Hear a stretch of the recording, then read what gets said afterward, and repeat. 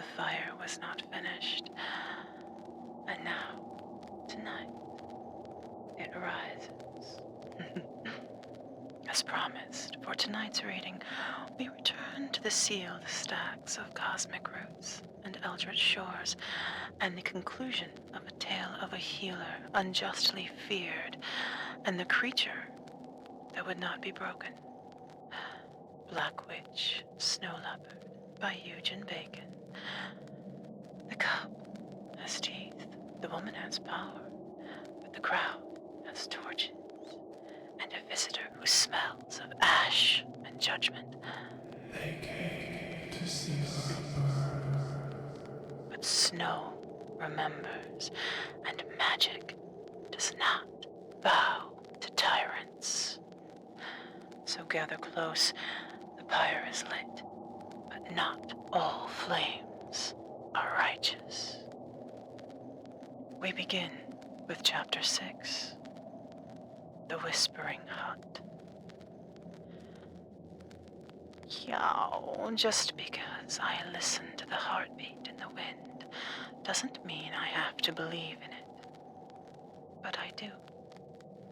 When it told me to run, I ran for 3 days, 3 nights straight. When it told me to hide, I hid.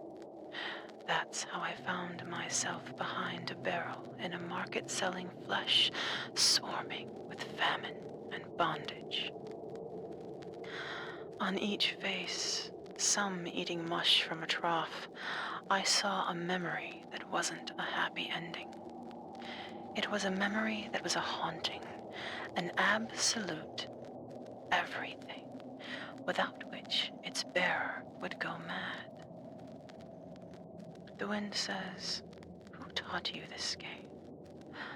I learned from the time I was born, but I don't say this. Instead, I say, "Kiaow, aren't you the wind?" My heart is an untidy garden, dark clouds eddying patches of it. The rest is grizzled with trees. I look at the Black Witch whose face is a sundial, shadows in her eyes. I need the axis of her promise, any promise, but her leafless stare puts the words right out of me. Would she? Might she? Her hands grab me. What have we here? Her voice rolls in grassland gust. She looks at the vomit, then at the leaking barrel. "I see why you smell of fish and ale," she says. The bald two-legged witch takes me in her arms up a red hill to a hut. I'm too astonished, perhaps too tired or petrified to protest. She peers at me. I peer at her from underneath the straw bed. Oh, what big eyes you have. The color of the sky. Kiaow. Here, little leopard, is where you say, the better to see you.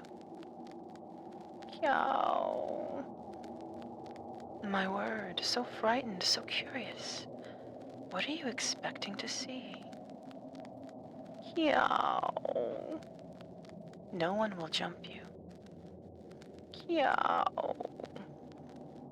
I like your enthusiasm. Kiaow. But do you like food? She reaches with a bowl, and I crawl backwards towards the wall, trying to get a bit of darkness. Kiaow. She tries to flush me with a broom, and I shuffle into another corner.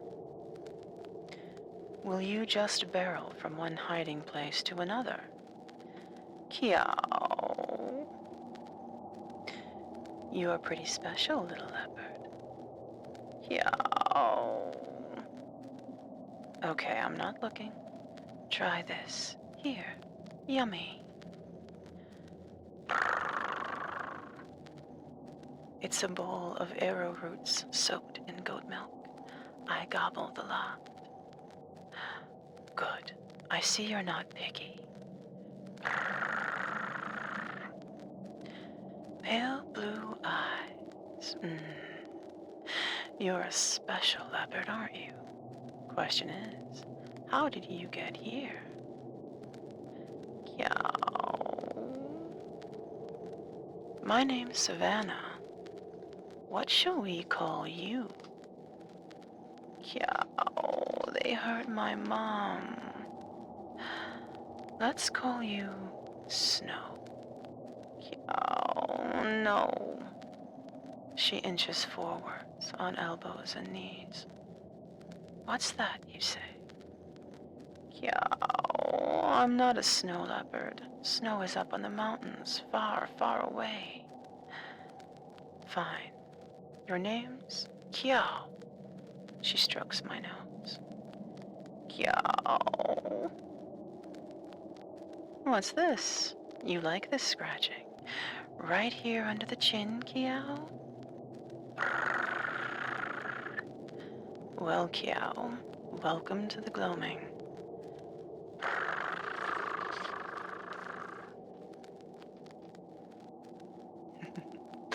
You're so secretive.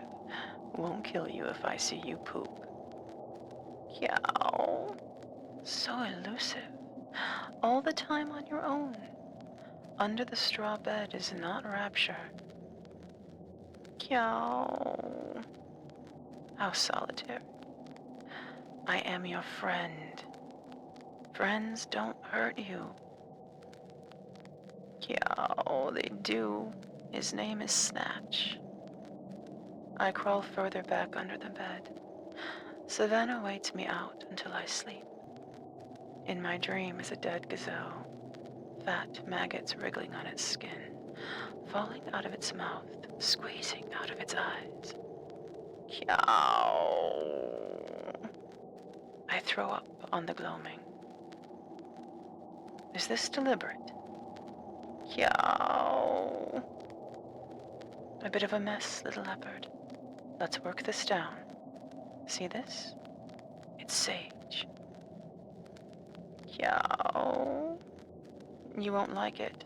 It's a bitter finish. Kiaow. And this is lavender. She grips me by the neck. Together, they will sort your vomiting. Kiaow. Don't fight it. Kiaow. Don't pee on me, and don't scratch. Kiaow. Sleep on it. Kiaow. Hey, she pokes me in the ribs. Are you awake? Look what I got. Yum yummy.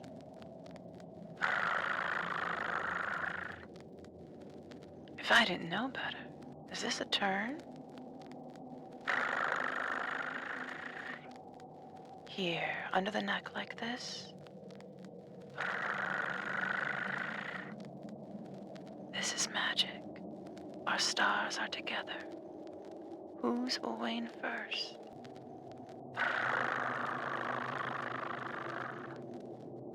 You definitely need a wash. Kiaow.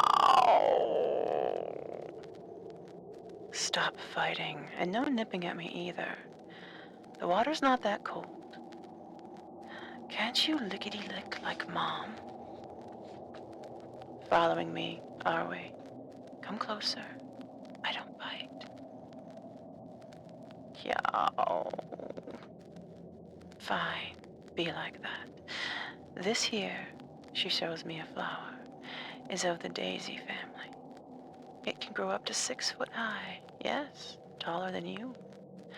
Kiaow. These yellow reddish ones are fine as a tonic. They cure colic, but these dark green ones are the best for cramps and constipation. Have you pooped lately? Kiaow.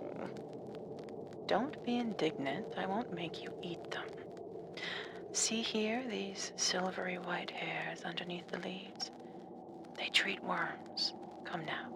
I said I don't bite. Suddenly there was a knock on the door. A fresh-faced female, two-legged, with raven hair, falls into the hut. "Miss Savannah, miss." "What's wrong, Whittle?" "She's one of the good ones." "What's wrong, Whittle?" "She's one of the good ones who tolerate outsiders. The others, in particular her father, not so much." Folk spit after Savannah's tread as if she's a curse. Savannah puts a gentle arm on Whittle's shoulder. "That fool of a man. Is it your mother again?" "It's Redfern. The shakes are killing her in the kitchen." Chapter 7. The Tilting Alehouse. Savannah raced to the alehouse, awash with gossip of gallows and 10 people hanging in a row at the castle. She brushed aside the murmurings, swept into the kitchen where Redfern was convulsing on the floor between pots and pans. Her head lolled, her eyes rolled back. The innkeeper's wife was trying to push a wooden spoon between the girl's teeth. "Stop," said Savannah. "I said stop." The kitchen help crowd parted. "A wooden spoon will only do harm." Savannah turned Redfern gently on her side. She loosened her belt. The girl was wearing a short, woolen, close-fitting coat. Savannah loosened it too. "Give me that shawl." Savannah made a pillow of it, rested the girl's head on it. "Now off," she clapped her hands. "Everyone off! Get out! Get out!" The crowd cleared. Redfern stared into space. "Hey, darling," her mother said. "Feel better, sweetie?" Savannah said. "You'll be all right. I'm here to make sure. There, lovey." She stroked her cheek with the back of her fingers. She looked at Demdike. "Your daughter didn't come for the potion as I asked.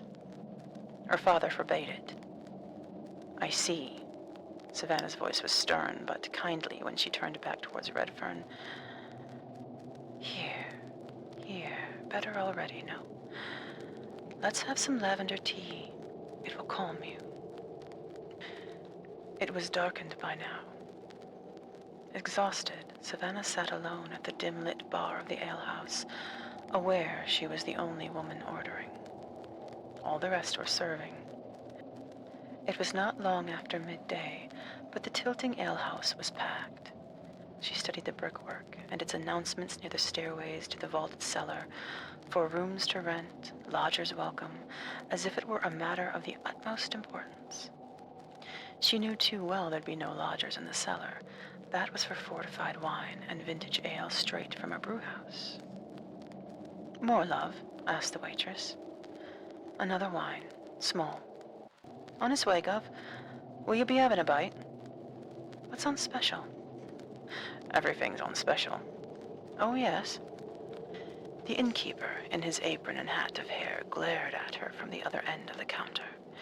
Despite Savannah helping to heal his daughter, he refused to be near her as if she were a leper. "Scotched pumpkin, pottage," the waitress was saying. "Potted stew, fruit tart, rice pudding, sheep's cheese, blueberry pie, bread. What will you have, Gov?" Horses neighed in the stables. Savannah noticed a tall man and what might have been his wife staring intently across the packed alehouse in her direction. He wore a long coat, waistcoat, and breeches. Clean crop, severe eyes. "That's Honourable Smoko for you. Justice of Peace from London." "Is that right?" said Savannah. "They got all the fashion in London, right, Gov?" the waitress said. "That they do." Savannah studied the wife's long-waisted bodice, her silken overskirt draped and pinned up behind. "Ain't they perfect?" "That they aren't. Especially this one making his way. Too much devilment in his eyes." The Justice of Peace was parting folk with his presence as he approached. "I hear you've been causing headaches," he said. "I find some confidence in that," said Savannah. "Confidence is a dangerous prospect in this world." "And why is that?" For one who creates chaos, you're one to ask. She's a sickness eater, a voice piped up from the back. Brings trouble with the cows, another shouted. Me cow's been sick since this'n showed. He was slapping his hands, throwing his arms. I'd say maybe you're sick, threw back Savannah evenly. Come and see me about what's ailing you. We might just cure you. Men guffawed. The laughter was crude in a way that implied a different curing. Watch it, said the Justice of Peace. Such accusations against you might catch fire. Yeah, watch it right, someone echoed. You might catch fire, witch. They call me Smoko, said the Justice of Peace, commissioned by the Crown to maintain public order. I smoke 'em out. Witches. I'm sure you do, said Savannah, in black robes and a wig. The wig might be handy for one thing first. His look was knowing. That hush shop you run.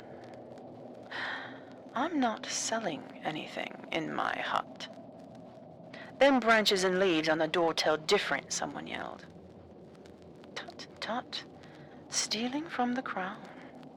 Severely punishable, said the Justice of Peace. I do nothing of the sort. The last ones I punished found themselves hooded in rows of 10 at the gallows. If you'll excuse me.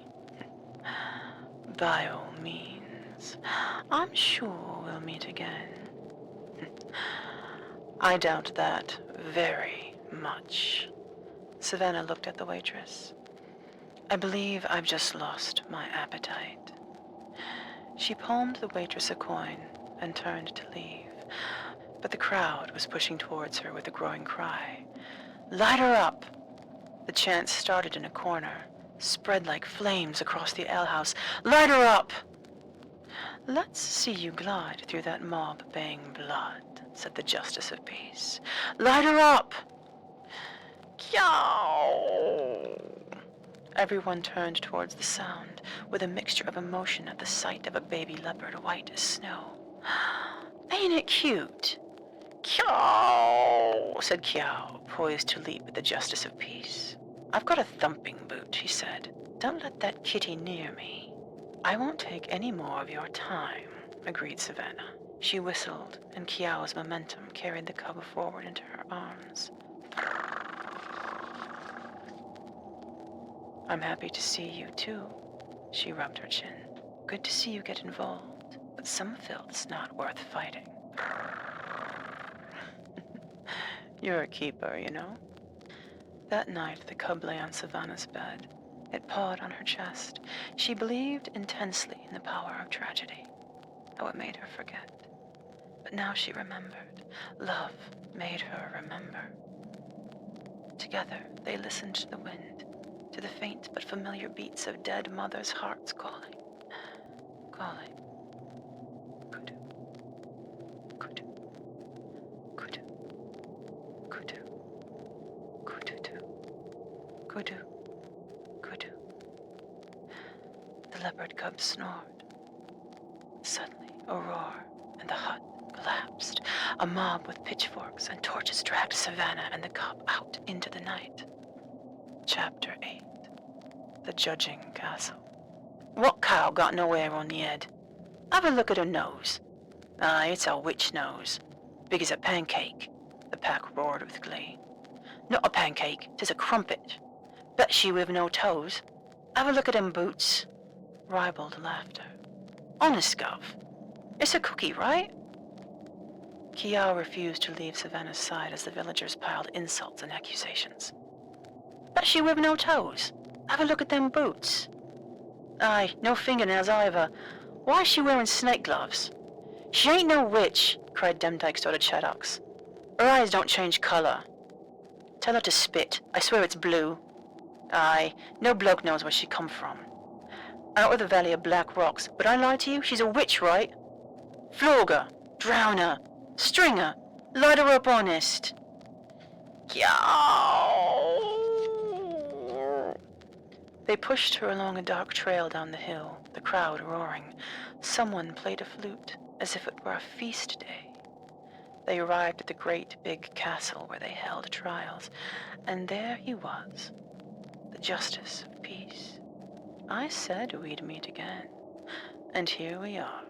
Flog her! String her! Light her up! Drown her!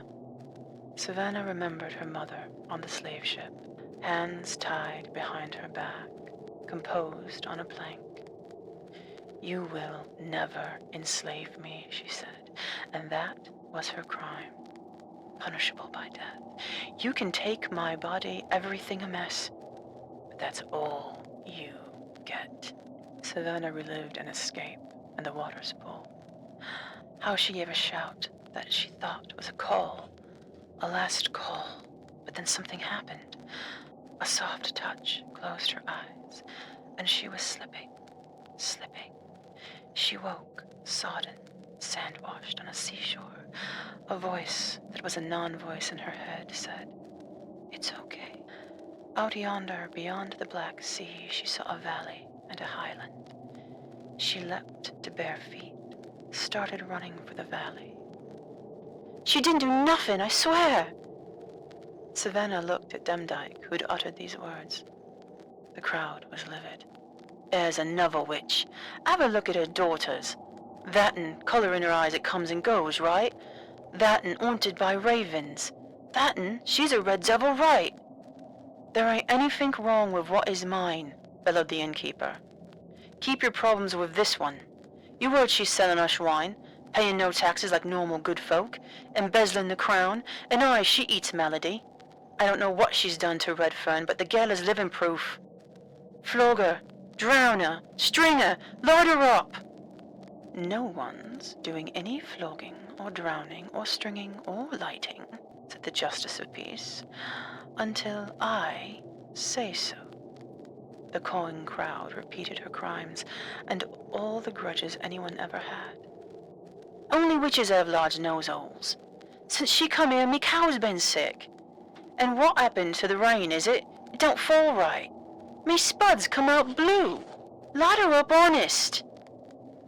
The gavel fell. Demdike pushed through the crowd, palmed Savannah a tiny pouch. "I'm bloody well grateful for what you done for me and me daughters. I swear the good Lord shame me. This is the best I can do for you. Burning ain't no pleasant, I swear. If you like, I can pay for the executioner to strangle you first." "Demdike, you've done more than enough. Now spend your focus on yourself and your daughters. I can take care of myself." Awaiting her fate at dawn, she woke. The night, a serpent. Twisted dusk quelled dreams in which she wasn't a victim. But every so often in those visions, she couldn't utter a thing, as a swarm of black locusts buzzed between her teeth. Hers was a language of blood and water, untellable secrets from pamphlets or palimpsests of gone lives, speaking her name in parody and discomfort, fading to visions of snow or rain across eons. Chapter 9, The Roaring Fire. The night is lost. Past the estuary, my past life pushes toes into wet sand. A cocoa-skinned baby falls into the water, picking palmfuls of sand, unfrightened of jellyfish gliding along arms. There's a bridge of wood and rope above stones and a simmering surface. The sun's rays are like the eyes of a beast, twinkling back and forth on the breathing tide, formless in death without a body already snatched. I rouse with a start. Savannah's in trouble. By the shiver of daybreak she'll be gone, bound to a stake. Kiaow! The crowd laughed. "That's the best you can do, kitty." Kiaow! Time was lost. Tick, tick, shuffle, shuffle, in something tragic that consumed Savannah wished she were the wind across the valley. Tick, tick, shuffle, shuffle, ticky-tock, shuffle. She remembered a woman of blue spit and no toes, eyes that changed color between maps. Her mother was her true heroine. She looked at the leopard cub crying in the lonesomeness at the base, refusing to abandon her even in these last moments. The moon is broken, or perhaps it's my heart. There she is, my Savannah at the stake. Kiaow, don't leave me. She gazes into my soul. You've excited the crowd. Go home now, Kiaow. Kiaow. You're loved, she says calmly, and that's enough. I pull fangs and claws and stare down the crowd. Kiaow, what are you doing? Kiaow, I found my new mom. Might as well burn her with her pet familiar. Aye. Kiaow, little one, I told you, go home. Grab that kitty. Kiaow! Hi, little one, run. Kiaow! Leave us alone. Best you can do, pussycat. Savannah's eyes are closed, her lips moving in a chant. Someone throws a flaming torch at the foot of the pyre and the straw catches. Just then, there's a terrible howl from the skies, and a white wind full of ice swirls from it. It's a coldness like no other. It's a whiteness full of light, and a coldness that is snow. The skies open, and a woman in a white flow cloaked in frost stepped from the heavens. The snow will fall, she said, and stepped off the snowy plank into the flames. A snowstorm sweeps across the panic-stricken crowd. Above their cries, I hear my mother's beating heart. Kudu, kudu. Griao! The crowd burst into new cries at my sound. Griao! I leap and elope and soar above heads and the dying flames choking in snow. The momentum topples the stake, and Savannah and I crash to the ground. My word. Savannah was unsure what moved her more, Kiaow's new roar, or the ghost of her own mother cascading downwards in snow. Kiaow gnaw-cut the ropes that bound Savannah to the fallen stake.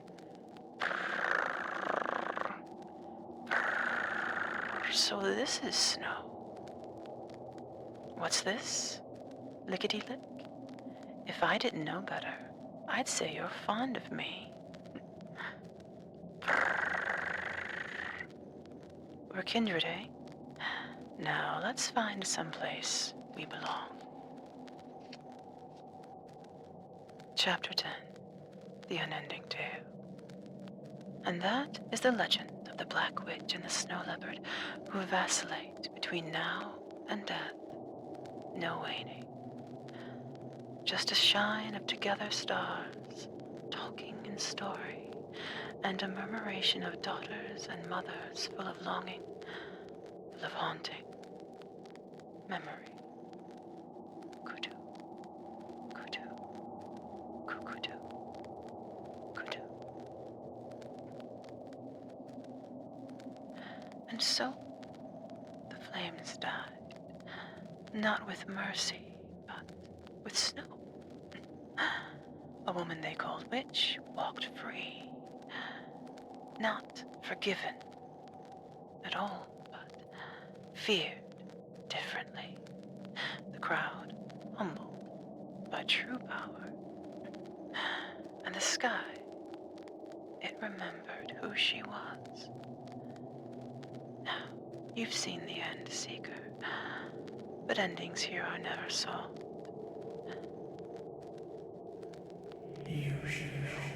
As we release this tale back into the darkness, back to the holes from whence it came, we thank Cosmic Roots and Eldritch Shores for letting it rise again here within our holes. And until next time, light your oars Guard your name and trust yourself more than the crowd.